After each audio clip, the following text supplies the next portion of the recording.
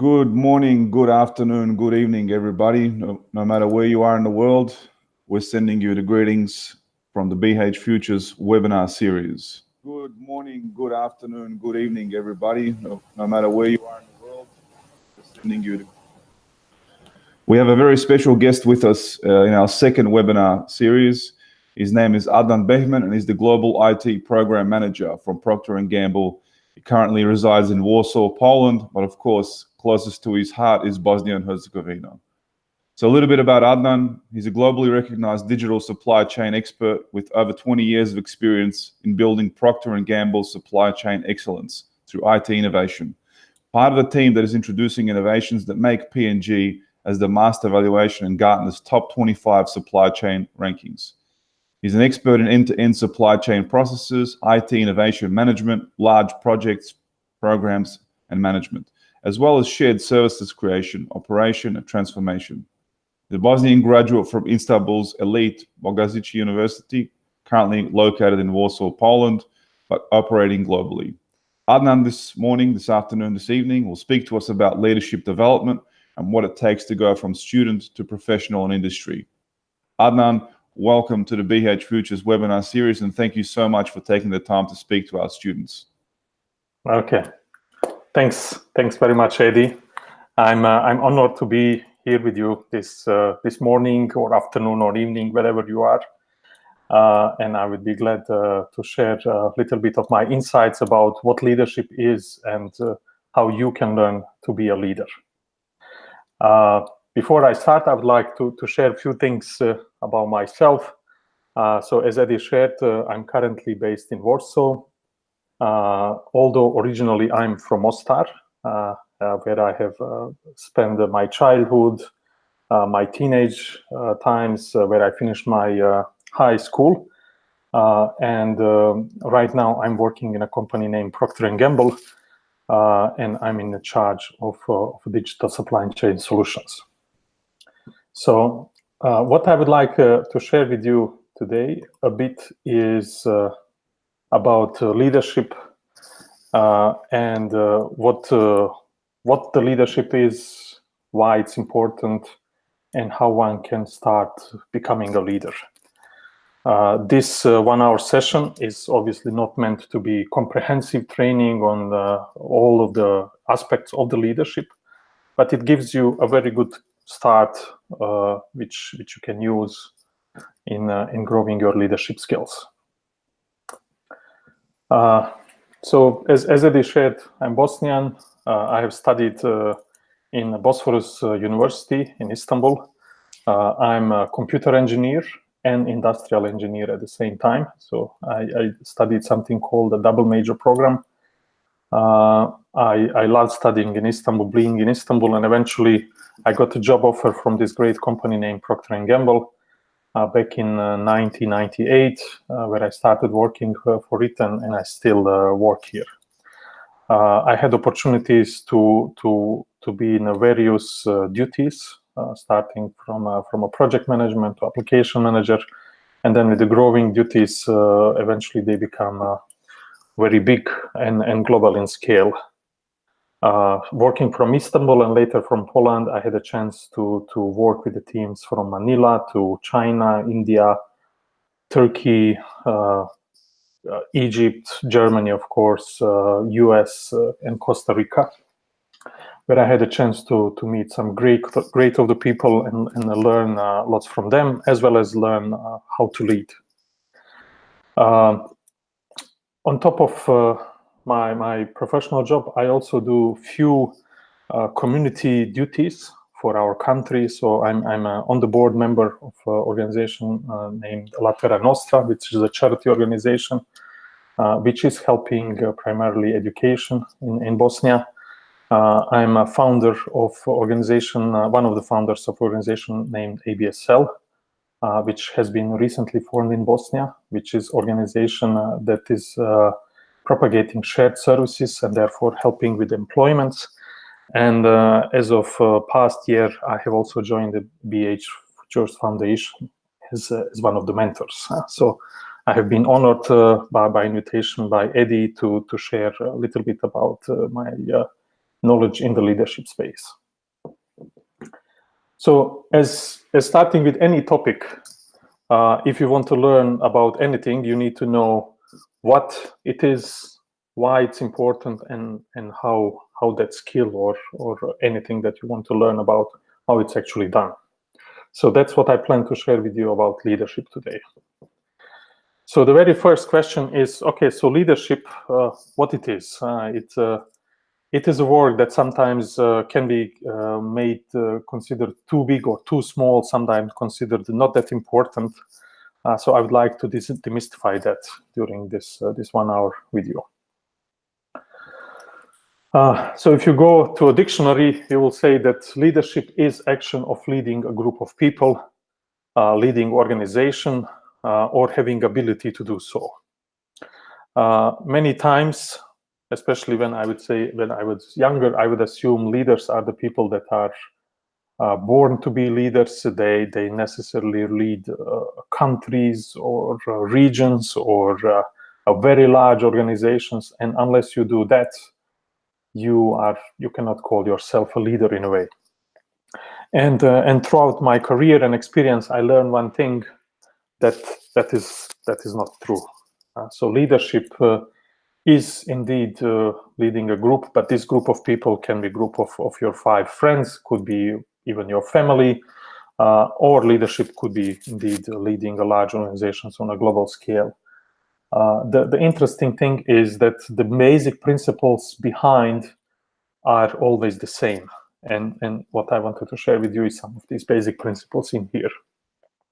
So leadership doesn't have to be limited to managing very large organization. So leadership is something that you can do tomorrow, in initiating small activity to clean up a road, so which I've seen some of you have done recently around Blagaj, which I plowed. Leadership can be about helping your friend to paint the house. Leadership can be about helping a family in trouble to get out of the trouble.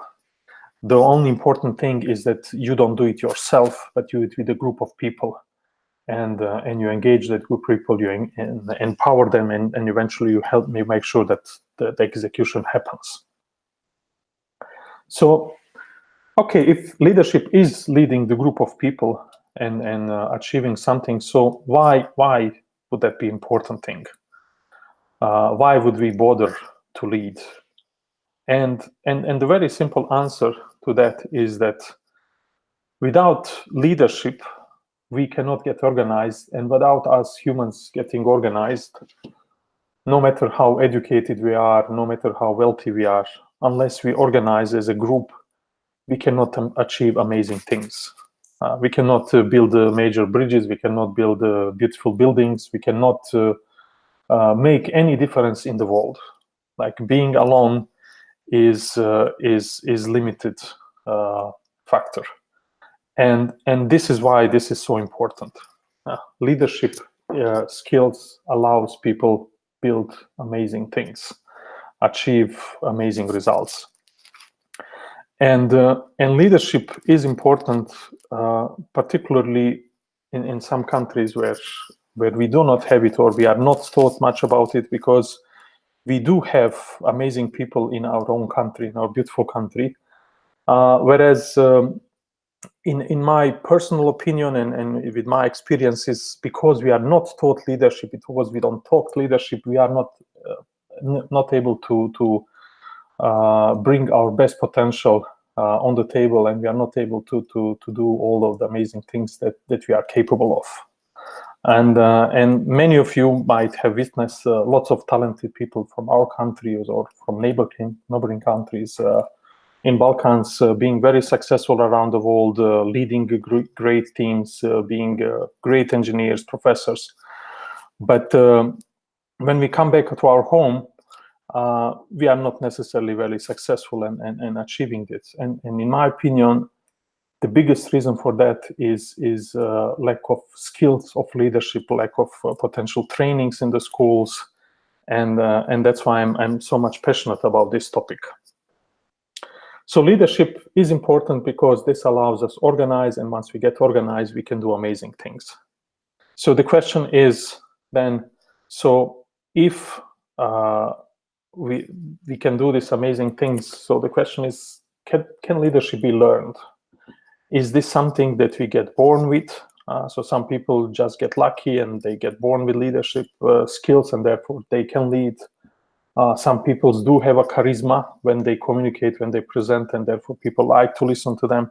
Some people do have a natural talent for humor, and therefore they attract large audiences and they can influence people. So the question is, can any one of us learn leadership?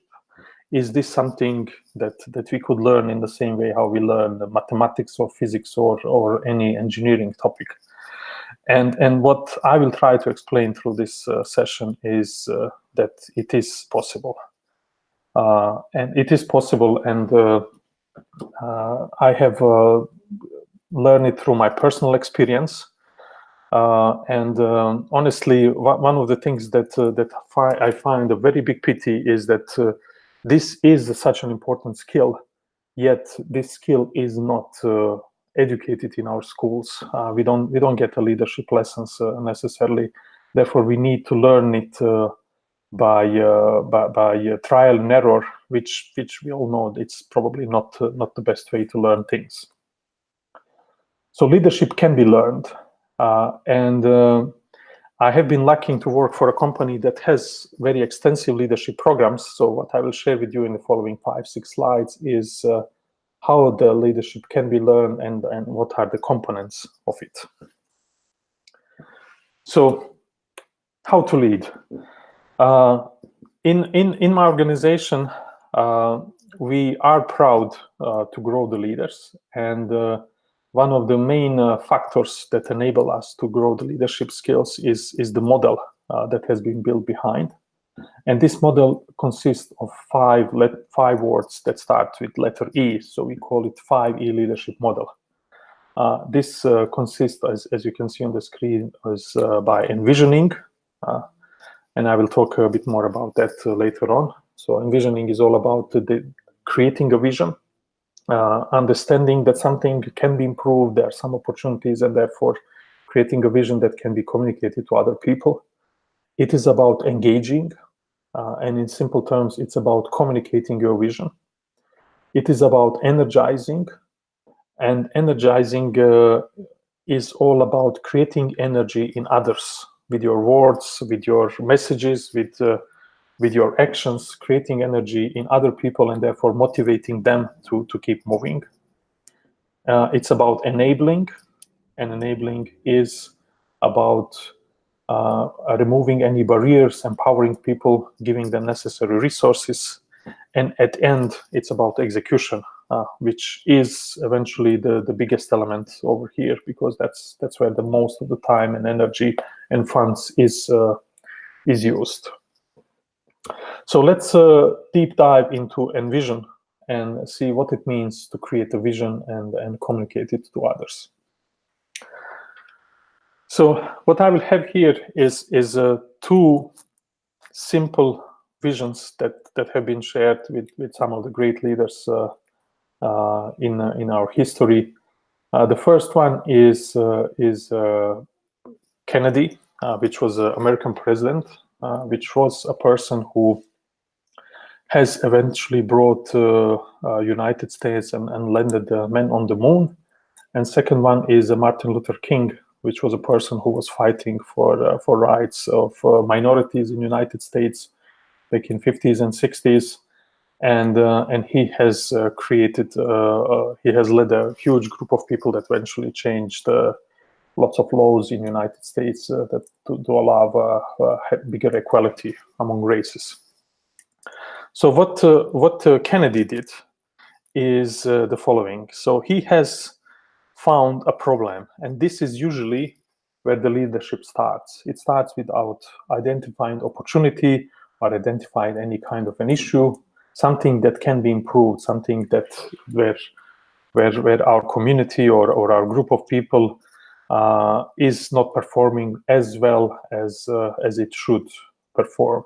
So in his particular case, what he has seen is that at that time Soviet Union was going much more effectively in the space journey. They were winning, and Kennedy, as a president, he knew that if the Soviet Union eventually wins the space game, they will get technological superiority and therefore win in the long term over US. So that is the problem that he has seen, and this is the very first starting point of when you start to lead, and that is when you understand that there is some problem, there is some issue that needs to be addressed. So the moment he has addressed this, then he has started to think, okay, how will I solve this? Okay, how this particular problem can be addressed, and to address this problem, he has decided that he will put a very bold goal for all of his nation, which was to land men on the moon within a decade. So he has made a famous speech, I believe, in the beginning of the 60s, and he said, by end of the decade, we will land on the moon. And that was one of the best visions ever stated. So if you read any books about leadership on how to engage people, how to set the vision, this is almost always quoted as one of the best visions that was ever stated. He, at that point in time, he did not know how to get to the moon, nor United States had the technology. He probably had insights that this is in the range of possibilities, but by far he was not aware of how this can be achieved. Yet the simplicity of this vision was very, very effective, and that has energized millions of people behind to start working on the vision, which eventually they achieved by end of that decade. So to briefly summarize, leadership starts by identifying an issue, identifying a problem, something that needs to be solved, and then creating a vision of end state when that particular problem will be resolved. So now we are talking about complex case, okay, going to the moon, US president. You might say, okay, I'm not US president, nor I will go to moon or do any kind of things like this. So how this relates to me? Well, it as shared at the very beginning, leadership doesn't require anybody to be a president or anything like that. I have seen your example of cleaning environment around Bogazici, and even in that particular case, I would assume that somebody from BH Foundation has noticed an issue, and that is the starting point. An issue was that there was lots of garbage next to the road, and which around our beautiful nature, and therefore somebody has decided that something needs to be done. And then what usually comes after that is a vision, and vision could be as simple for this particular case, could be declaring, hey, there will be no trash on a way around Bogazici. And although it might not be sound as big, as powerful as vision, we will land to the moon by end of a decade, that vision stated nicely, stated in a relevant way, meaningful way for the audience, is good enough to get the group moving. It's good enough to create a group and start the leadership endeavor. So this is envisioning. A few more things to share about it is that if you want to envision anything new, that vision works better if it's highly relevant. That vision works better if it's a bit challenging, so that it's not something that we do every day, but something that will make some difference. The vision works better or best when it describes an end state. So it doesn't describe something that we will do, but something that will be there once we complete our leadership journey.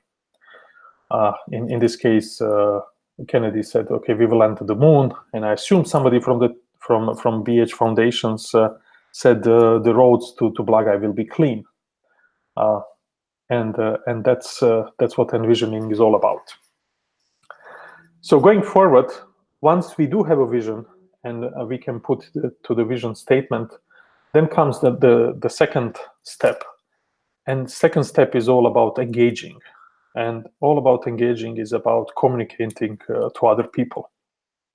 And I must say, being an engineer and knowing that lots of the people on this call might be engineers, we engineers, we are good in noting the problems, and potentially I think we can be good, easily good also in declaring what's the good end state.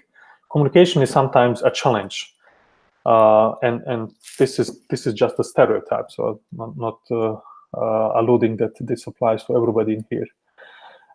Engaging is about communication, and communication works very well when we have empathy, when we understand the minds and the hearts of the people that are listening to us. And we can always better engage any audience if we know what matters to that audience. When we can put ourselves into their shoes and understand their views to the world, and therefore appeal to their problems as they see it. So if you go with the best vision that we can imagine, if you go and explain to somebody who doesn't care about that particular problem, I would argue that engagement will not be successful. So the way how we need to explain our vision to other people, it needs to appeal and to the audience. And the best way to appeal to the audience is to put ourselves into their shoes and understand what matters for them, what is important for them. Obviously, there is a whole theory and skill set behind on how to communicate effectively, how to be effective on the stage, how to talk effectively, and that this goes beyond this particular session. So the second one after engaging is energizing, and energizing is about creating energy in the people around us. It is about getting them move. So even if you have the best vision that is addressing the best problem, and we have communicated it to our audience in an effective way, so they acknowledge that this is something that needs to be done about. If we cannot energize that audience to move in the right direction, then our leadership journey will be very short. So the question is how we energize others, how we can create energy and motivate other people to get moving and get doing what we believe is the right. And in general, what I find out is that the best secret for that is to explain properly why we want to do something, why something is important, what is the true purpose of the whole idea. If we explain why properly, we will create energy in our group. Why, behind the why, there is a power, there is something that can keep fire in all of us. If we explain that well, then we will create an energy, and the group will start moving. Once we explain the why and we get the group moving, energizing is a skill that we will need to continue bringing to the table along the journey. So any project that you do, any endeavor that you might have problems, you might have issues, and eventually you might get demoralized yourself as well as your group. The job of a leader is to resolve this, to get the energy back, and get the people keep moving. So this is not something you do only at the beginning by explaining why, but this is something that we will have to keep doing all the time. How do we energize others? It's simply by stating what is acceptable and what is not acceptable. So for example, in my private example, if I lead a project team and I see that the results are not coming as expected. If we have promised some certain business value from our project and that is not getting realized, one simple thing that I will ordinarily trigger is that I will state that this is not acceptable, that we need to deliver the value, that and simply stating that, which is in a way criticism, I will create energy in my group. One can create energy by, in my experience, is in two ways. One is by creating a good vision, creating a hope for something better, something that will make a better world for us. And second one is by, in a way, criticizing or explaining that things are not acceptable, and then following with the coaching and necessary help on how to get moving. And the right leader will be able to identify which time he or she would need to apply which of these skills. So it is not the case that we can always energize people by promising a beautiful land of us, nor a best leader can always energize people around by just criticizing them. So like the good leader is the one that knows how to balance that. So that would be the energizing and engaging part. So far what a leader has done is we have found an opportunity or an issue, something that we believe needs to be resolved. We have created a vision, which is an end state of how the success looks like. It is appealing for our audience. It is meaningful. It is also a bit stretched, so not that easy to do. We have understand what is important for our audience. We have put ourselves to their shoes. We have communicated that vision. They have understood it. We have energized. So now comes the next part. The next part is all about empowerment. So empowerment is all about removing barriers. It is about coaching, teaching our group, our team members on how to get the job done. It is about removing the barriers. So like if they have in particular lack of certain funding or lack of certain skills or anything that is missing and needs to be added on the journey, that's the leadership job to do. Leaders are there to remove obstacles. Leaders are there to coach the team. Leaders are there to tell the team members, yes, you can do it. There is nothing in your way that's an obstacle. And that's what empowerment is all about. So once we empower our team, and if that team is energized, the team understands what is the end state, what is the success that we want to achieve, then eventually group starts to move. And as you can see on this quote on the screen, the best leaders can do this effortless. They can do this in a way that the group will not feel oppressed. The group will not feel that somebody needs to push them or look after over their shoulder, but somebody who will basically be behind, potentially giving them coaching and empowerment. But the group will always feel, hey, I have done this myself. We did it ourselves. It was nobody as a glorious leader ahead of us paving the way, but we did it naturally because we felt it's natural to us. This is how the best leaders operate. I'm not saying that all of us need to do that, and I'm not saying that necessarily always we need to operate in this mode, but this is, if you wish, a leadership nirvana. So we have to summarize, we put the vision on the table. We have explained it well. We have energized our team. They say, yeah, we can do it. We have explained them how to do it. We have removed the obstacles. And then the last thing stays. And the last thing here is the most important one, and it is all about execution. So execution is eventually the ultimate truth.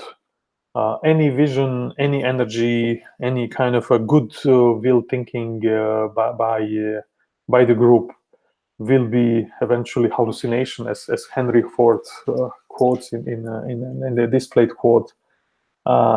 Nothing matters unless we have a perfect execution. And perfect execution is about having the clear goal, a good coordination between the team, effective removal of any obstacles, effective addressing of any risks on the journey, effective issue management, effective communication, etc., etc. This is where it all happens. And my best experience is that although this part is the most important one, my experience is that this one is relatively the easiest one to learn, as this one can be fulfilled where if you apply a basic project management principles in place, which are well documented and to some extent more scientific than all of these other elements that I've been talking about. So my best practice and my coaching to the teams is always make sure you understand the project management principles, you get yourself trained, educated, you make sure that you apply them, and most of the times, if all other leadership elements have been done well, and then the execution follows properly if the right project management principles are placed in place. So this was the last element over here. So I would like to share a few examples of how this would work in a real life before sharing of how you can start applying this immediately tomorrow.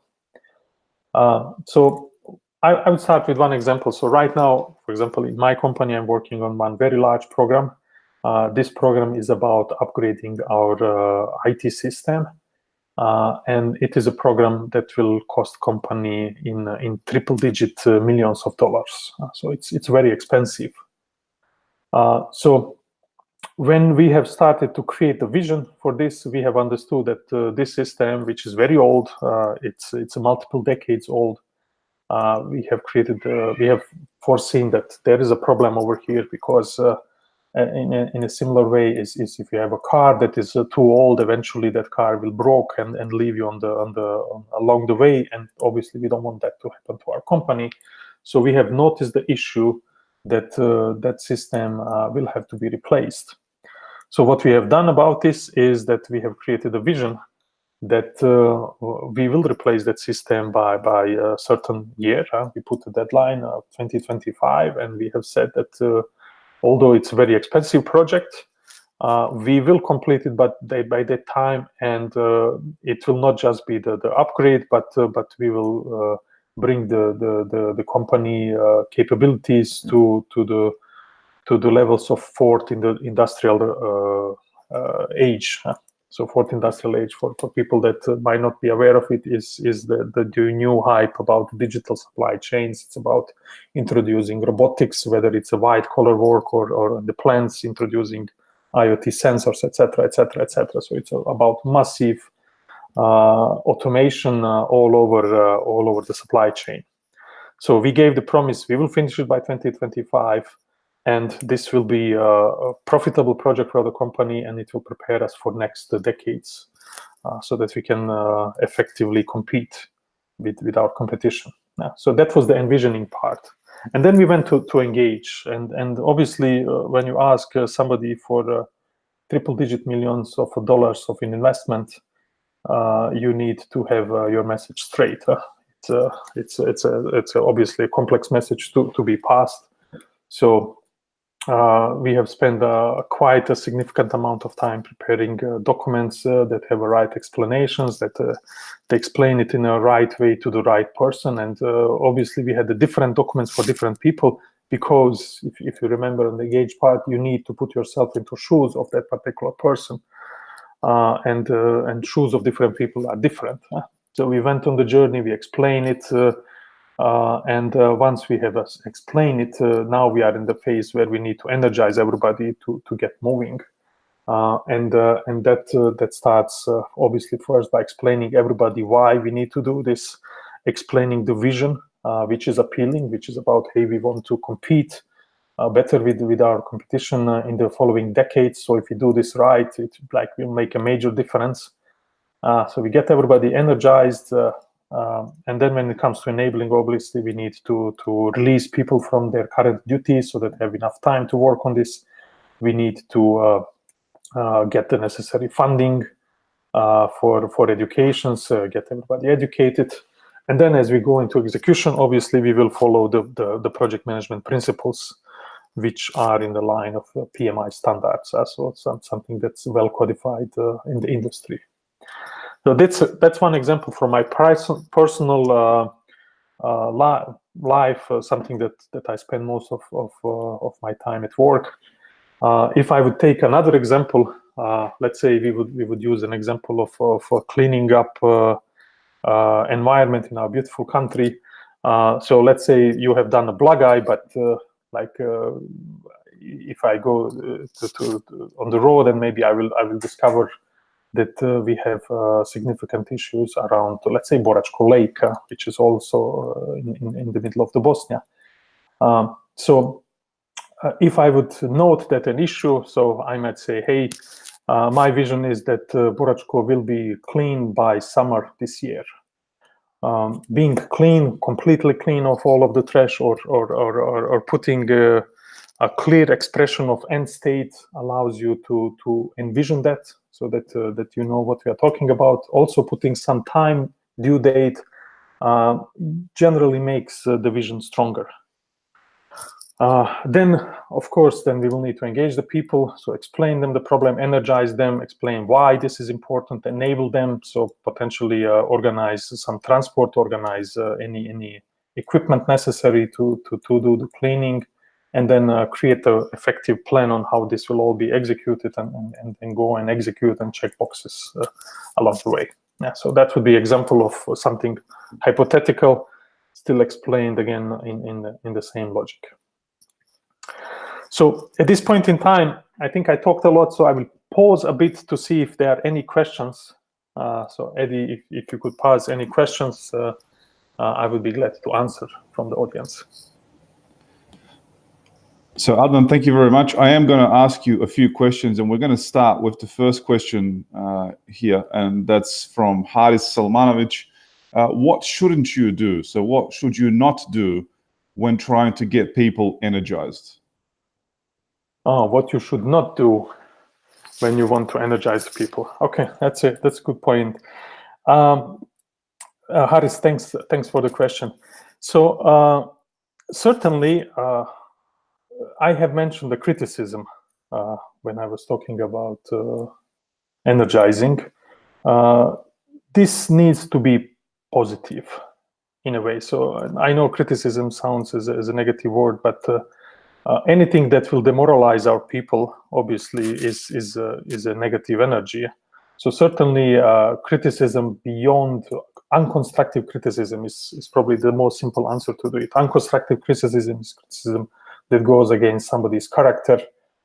Somebody it's not criticizing behavior or necessary state in which we found, but criticizing person as a person. What else we can do, obviously, is to negatively energize would be to completely disempower the people. So remove the resources. Obviously, if you remove the resources necessary to get the job done, the people will realize that it is not realistic.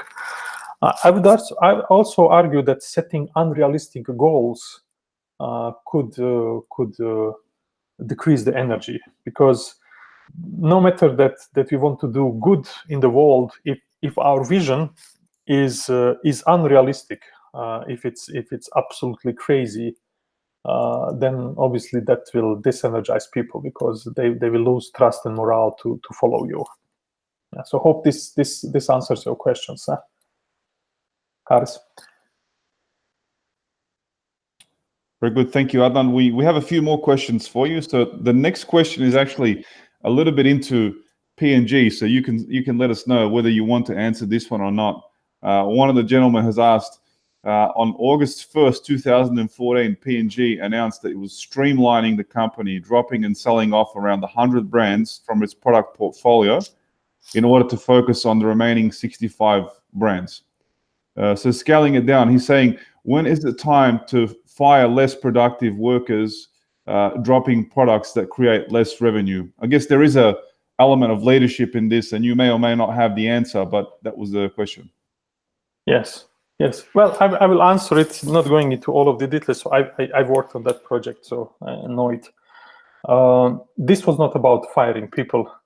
So this was about divesting businesses. So in the large companies, many times what you do is you shift the business model. So you acquire some brands and you divest some brands, and when you divest, you really sell them to other company. So for example, what P&G did is lots of these brands were consumer goods, perfume, and health brands, and we have sold it to several companies. One of big divestitures being a company named Coty, which, like, if you go to any free shop now, I think owns almost 90% of all of the perfumes. So it was a divestiture. Now, but there is important leadership concept here too. You as a leader, if you lead organizations, sometimes you have to make choices like this. You have to make hard choices so that that overall group and overall community, or majority of your group and community, is succeeding. So sometimes you might have to make a choice that you will stop a certain project that might be of interest to you, simply because you want to put more focus and energy on some other project which will bring more value to your community, whether it's your company, whether it's your own community. Sometimes you have to let go things so that you can focus on the most important. And I think what our company leadership did in that case was absolutely right and executed very well.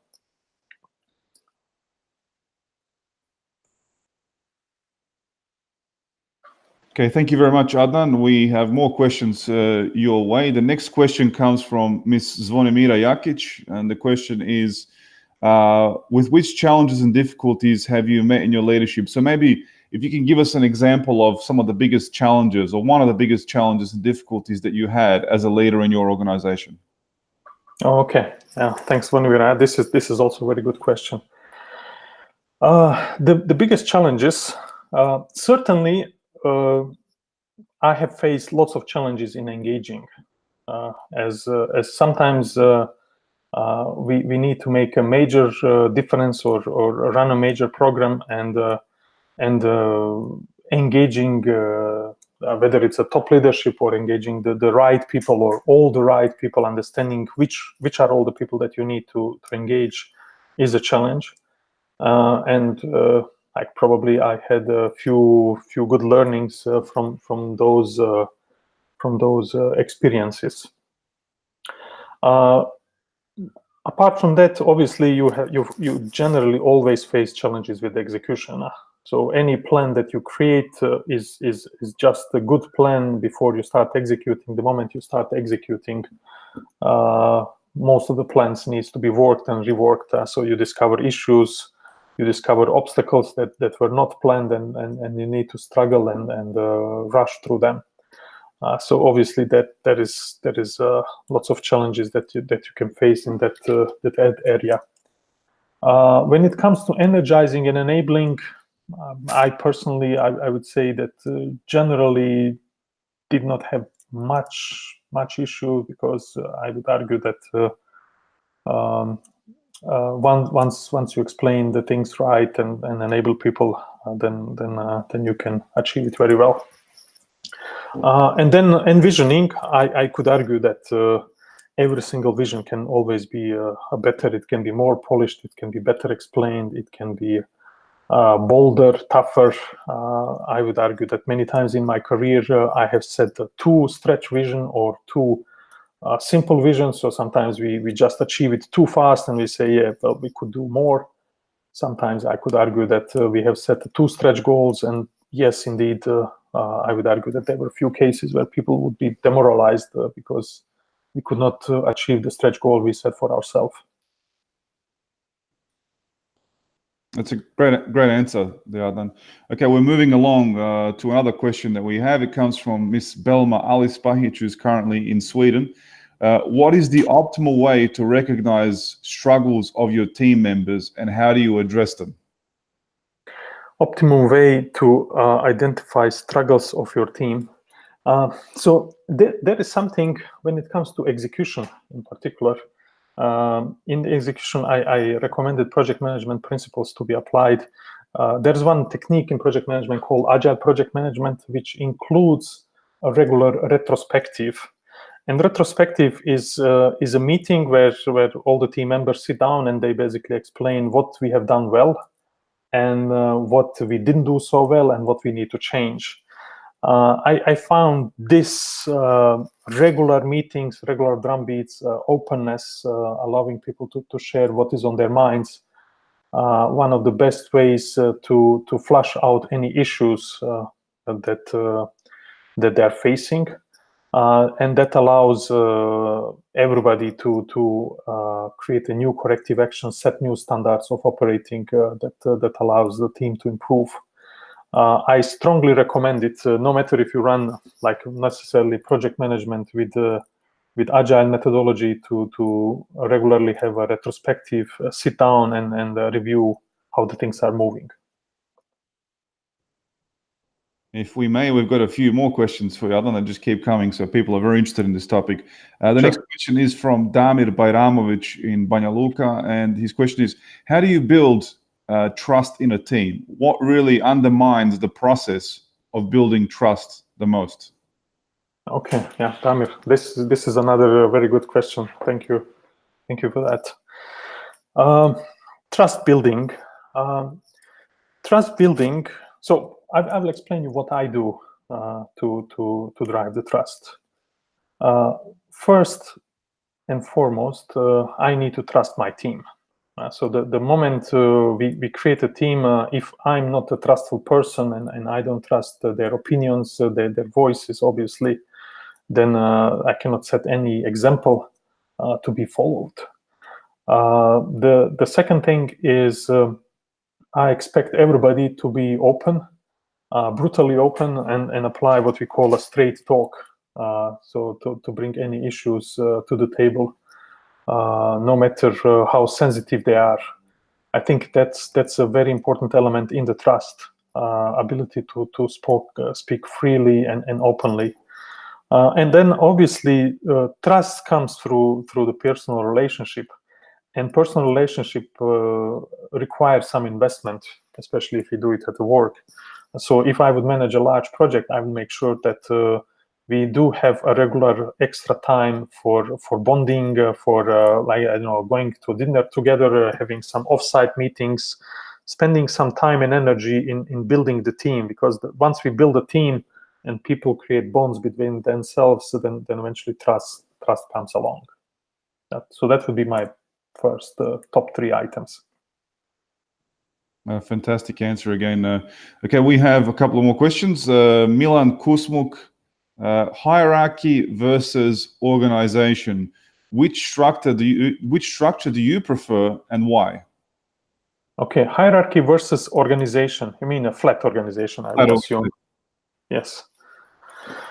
Well, I don't have one straight answer for this. So this is one of my favorite topics. I found hierarchy to work well when we need to scale something that works already well. So if you have a model, something that's proven, that's working, that there's no much questions to be questioned about, I believe that hierarchy works well. So hierarchy allows scaling. So you have seen a big bridge on the previous slide. Without a hierarchy between the people, that big bridge cannot be built. Big stuff requires hierarchy.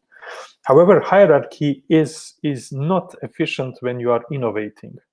Hierarchy is not efficient when you want to try to be agile, when you try to build a product and then see how it works and improve it and further improve it. It simply doesn't work well.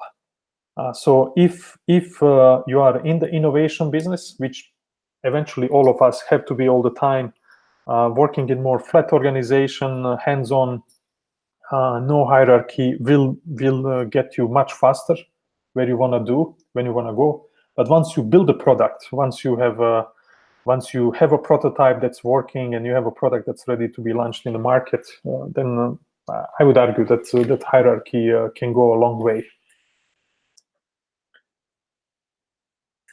Adnan, just letting you know that we have a bunch of questions coming in. So are you happy to continue answering questions?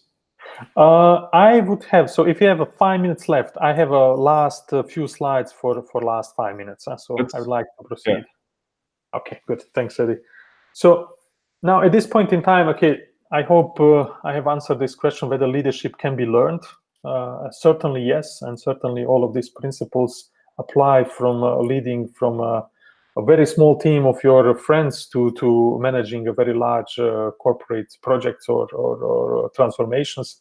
So the question is, so what we can do to do this tomorrow? And this is one model that I found very useful. And this is about a theory that anything we learn from this model called 70-20-10, which means that 70% of everything we learn by doing. 20 we learn from others. We observe others, how they do stuff. And 10% is theory. What we do here in this training is just the theory, which is minority of the stuff. What I would do is, like even with this theory, in my opinion, you can learn something from others. You can observe lots of leaders that you can see around you of how they do it. But the most importantly, the best place to start is to start doing it. So you take a leadership, you identify the issue, something that you would like to solve, you set the vision, you get moving, you explain to the people, and then once you do it, you stop from time to time, you check how you have done, you figure out how you can improve it, which is the retrospective I have been talking about. So you can do it either thinking yourself or talking to your team. And then you just keep repeating, keep doing stuff as that's the best way to learn. I believe this is my last slide. So I have in the last slide a few more potential follow-ups if you want to learn more about the topic. So in over here, I try to find some of the videos on the YouTube, some books and some movies that can nicely explain you one of these, each of these concepts. So for the Endivision, I think there's a very nice YouTube video from Bernd Gertop, where he explains what is a good business vision statement. It doesn't have to, your vision doesn't have to be business, but he's very bluntly and nicely explaining that. When it comes to engaging, there is one all-time bestseller book called How to Win Friends, Influence People. I strongly recommend this book to anybody. This book is written in 30s, so before Second World War, and it's a still bestseller on Amazon. A great book, highly recommended, and it will help you with engaging people for sure. There's another one about engaging, about skill of humor. I believe humor plays a really big role in trying to engage people, especially if you are at stage trying to talk. There's a couple of great videos from Simon Sinek about energizing and this whole concept of explaining the why and going into real purpose of what we are trying to do. And a couple of really good movies. Now, these movies are a bit old, so I don't know if you can find them everywhere. Certainly, I believe if you have iTunes from Apple, you can stream it from there. So one is Hoosiers, a really good movie about a small basketball team and a coach from a small town trying to win in a big town. And when it comes to execute, there's a great movie called Apollo 13, which is about mission to moon, which didn't work well. And there's a great example of leadership, especially commands type leadership that helped them get back to Earth. So this was all I had to share about the leadership in 1 hour.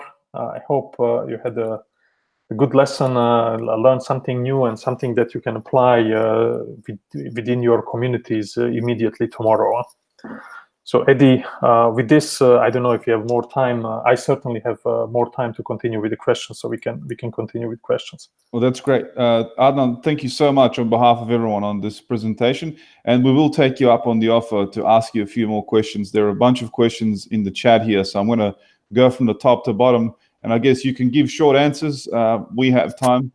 So one question here that we have is from Kenan Kurdic. He says, what are your thoughts on perfectionism? If a team has many people who are perfectionists, then the work goes slow. But if it has none, then the work may not be great at all the time. What are your thoughts around perfectionism versus execution and speed? Okay, yeah, that's a good question, Kenan. Thanks. This all falls into execution to start with.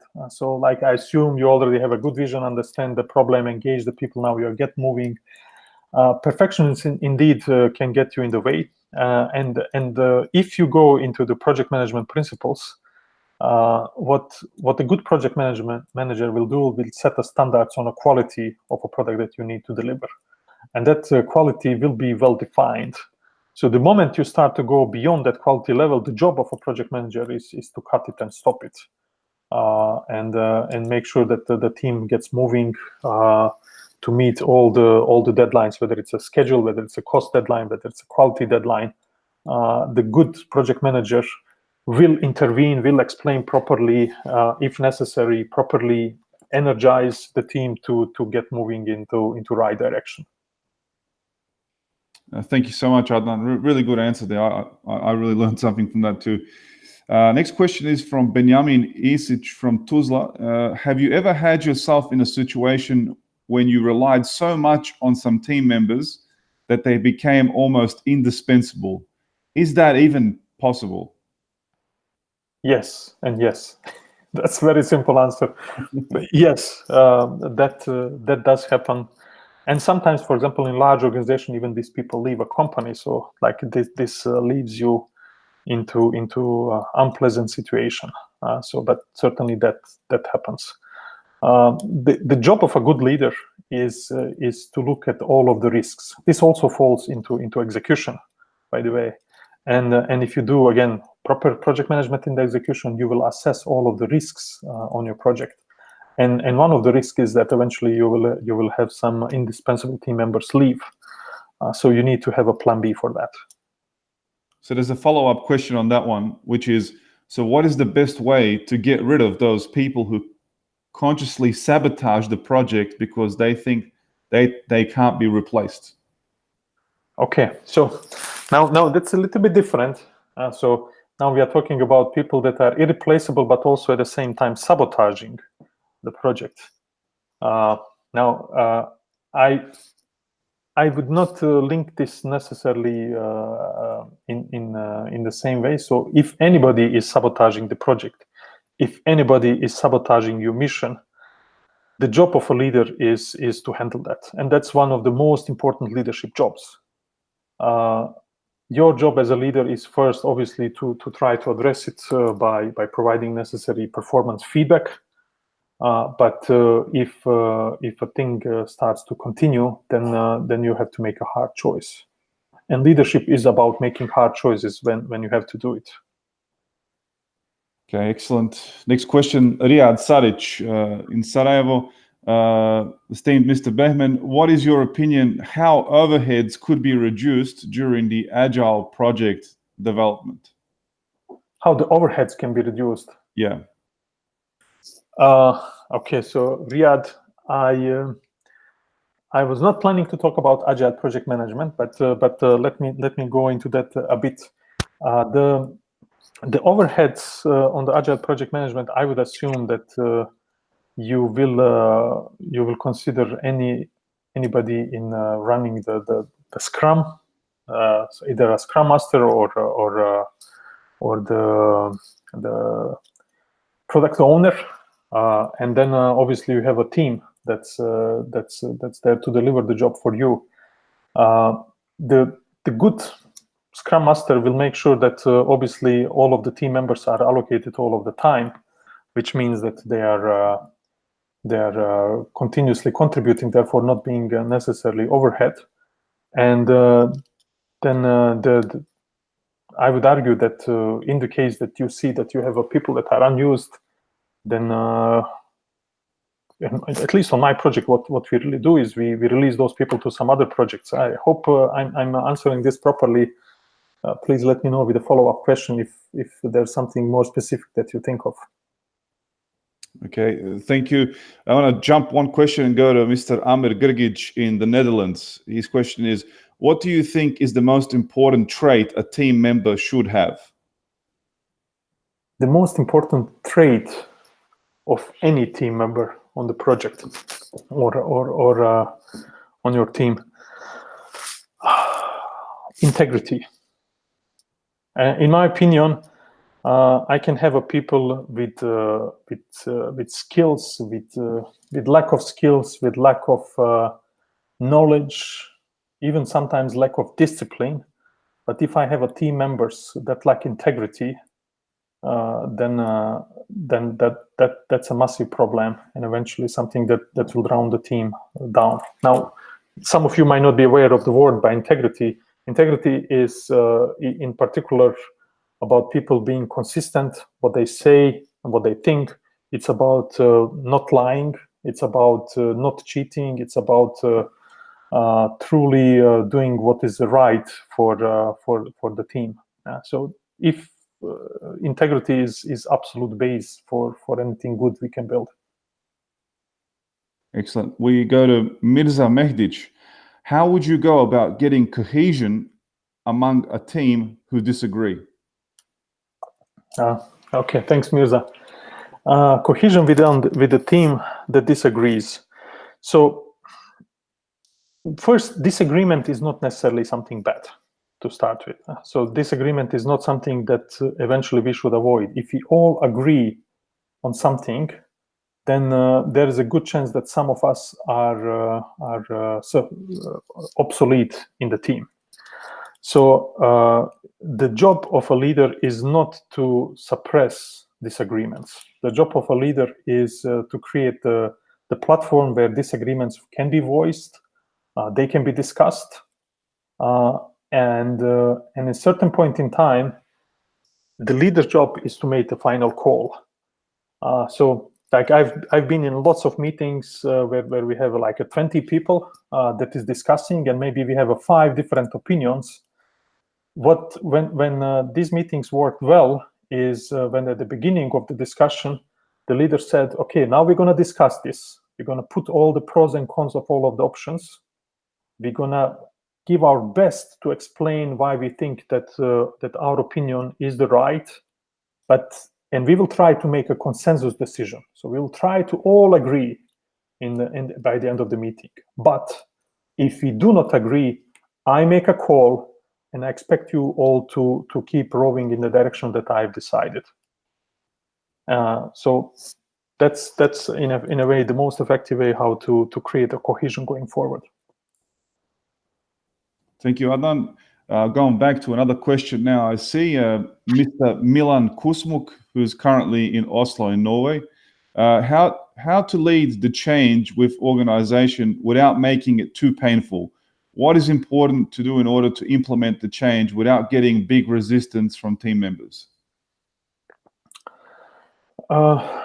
So organizational changes can be painful. I have witnessed quite many as company grows, and even when you are growing or when you are shrinking an organization or any team that you are in, you will face some pains, and you need to accept it as a leader. So even if you are a team of 10 people today and you are trying to get to the 50, you will face pains, although it seems as you will not. You will face pains because suddenly the job that, let's say, you are a team member and you have a certain responsibility, if there will be 50 people, you will need to give away some of that responsibility and accountability that you enjoy. You need to give it to some other people. And as you do that, you will face a pain, because sometimes you might feel, hey, this is something I like to do, this is something I want to do, and I don't want to give it away. You will feel a pain. And again, not to mention that we will feel a pain if if we manage a team and we suddenly have to figure out that half of the team needs to be dismissed because we don't have a budget or something like that. And that too will happen. So the job of a leader is, of course, to minimize this and smoothen the whole transition. One of the most effective ways to do it is eventually to have to continuously build a culture in your organization that is agile in a way. So culture of a team that does not feel privileged in any way of keeping a particular position or chair, but a culture where the team is not necessarily bound to the work they do, but they are bound to the vision of organizations. So if our vision is to make something clean, that's what matters. It doesn't matter like what I will exactly do and how necessarily my personal position will be there. The job of a leader is to continuously remind the team of importance of the vision, of the purpose of what they're trying to achieve, explain the why. And when it comes to tough moments, and tough moments do come, the job of a leader is still to be there to openly communicate, to explain why we do things what we do, not to lie, not to hide, but plainly explain what we have to do and how we have to do, and then make calls that are still best for the community, so that eventually the community will continue prospering.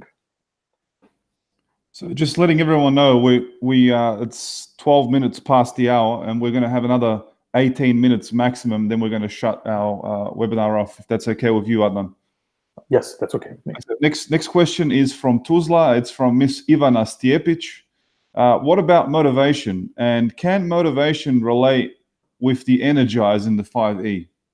Yes, motivation is directly linked to energize. So like if we didn't want to put nicely 5E, probably we could call it motivate rather than energize. So it's in my opinion, it is very much related. Okay. Well, it's the same.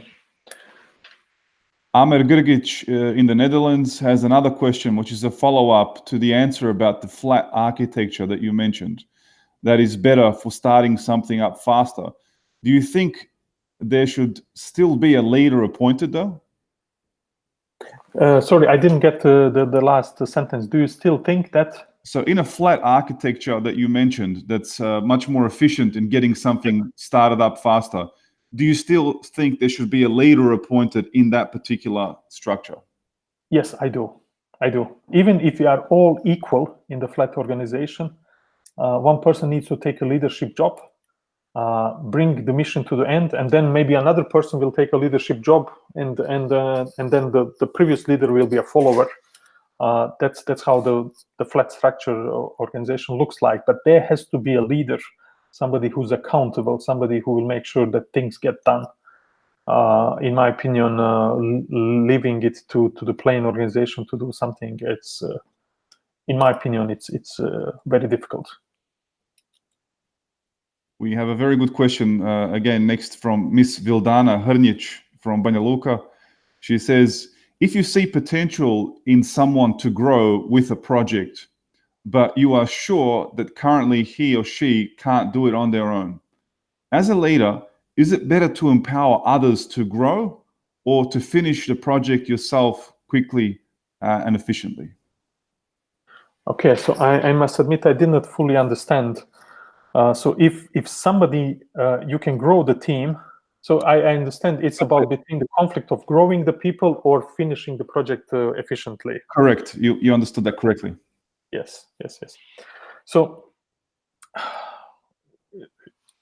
obviously, as a leader, your job is to grow your organization all the time. This is what empowerment is all about. It's about coaching, training, growing. But we will have moments where the organization needs a rapid response. It requires us to deliver the results immediately. And if I would need to prioritize between growing the skills and organization or winning winning for the organization or winning for my community, I will still go and win first, and then find opportunities to grow the team later on. So the leadership job is to bring success, and success for the overall communities will get eventually community to prosper. This is what we are what we are tasked for. Now, obviously, there might be cases where it doesn't make a huge difference whether we do it today or tomorrow. That's a different story. But if you are talking about mission critical activities, then I would say we cannot let the company or our community go with the drain for the cost of growing somebody. Yeah, that's an excellent answer. Balancing and making the decision with what's best at the time. We stay in Banja Luka. Next question from Damir Bajramovic. How do you mitigate motivation loss across the team if some members start to slack off? Yeah, so that's a good question. Again, so the best way to get the team morale up is by success. It's very simple. The best morale will be attained with getting the team success. By the way, can you hear me? I see some sign of a mute button on my. Eddie, can you hear me? Yes, we can hear you. Good. Okay. So if you can, so you need to get success. Your team will get energized if your team is successful day by day. So if you have team members that are lagging, and you need to intervene as a leader, you need to provide the feedback. And honestly, if the things are not improving, you do not want your organization to go down the drain. So you might have to eliminate that person from the team so that you keep moving effectively with your team. Okay, thank you, Adnan. We have a few more questions remaining. The next question is from Miss Sanaz from Melbourne, Australia. She woke up nice and early. According to 5E, how can leaders improve performance of a company through entrepreneurial actions? Okay. Good morning, Sanaz. So your questions about growing entrepreneurship in the organization, which by using 5E model. Okay, so let me give you one example. Entrepreneurship not necessarily has a direct link. Entrepreneurship is, I would argue, it's a goal of organization.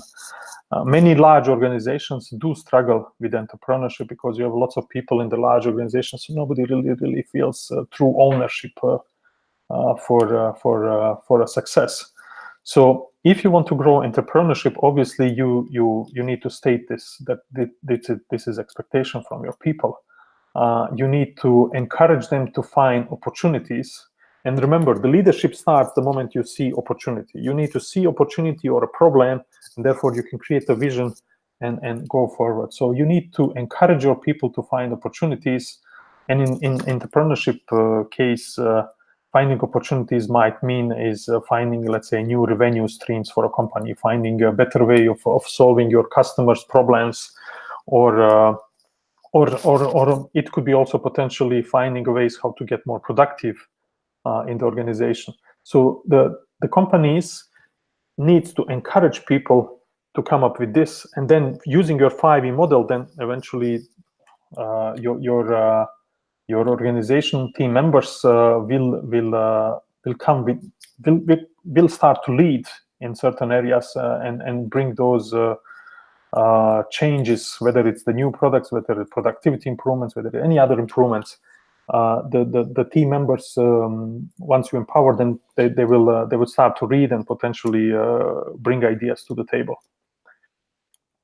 I hope that's answering your question.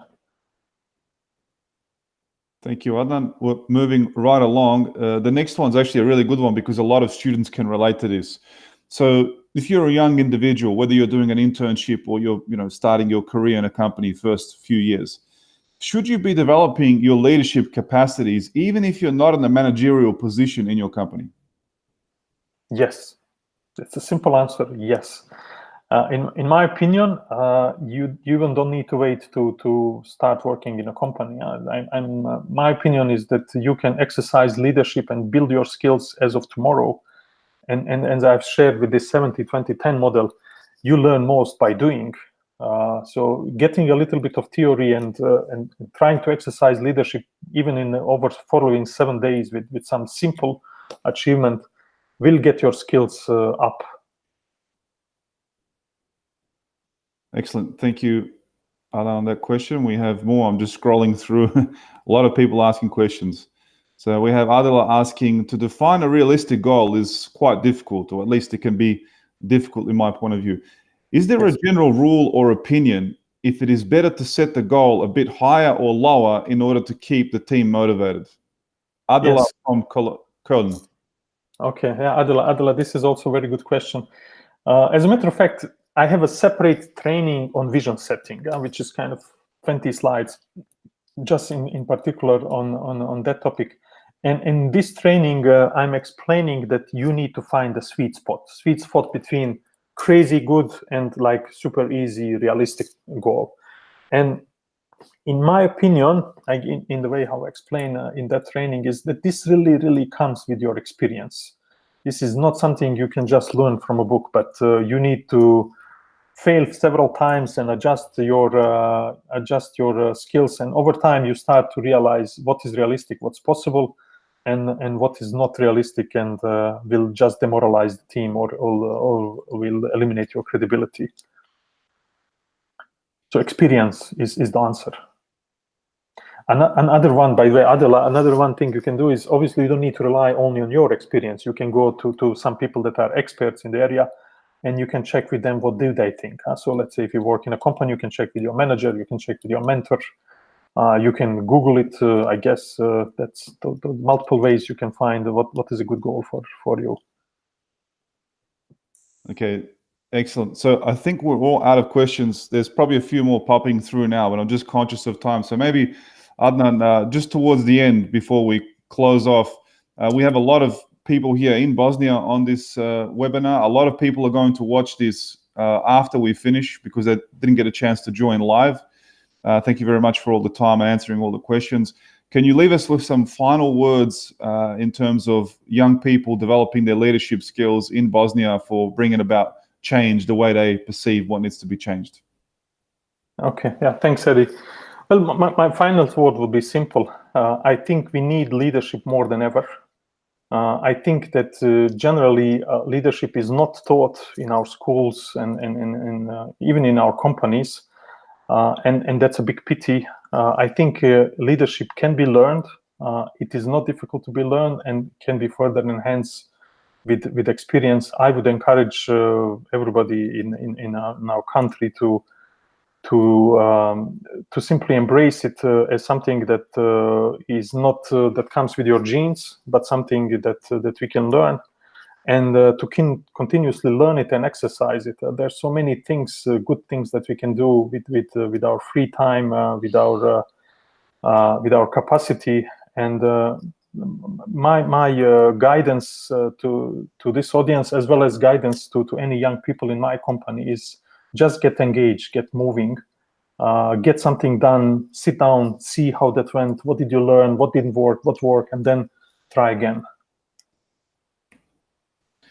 Adnan, thank you so much. With that, we really appreciate your time. We know it's very late and that you've had a long day and you do some amazing things for the organization, but I think it's quite inspirational to see the fact that you volunteer for so many organizations despite having such a crucial role in Procter & Gamble's operations.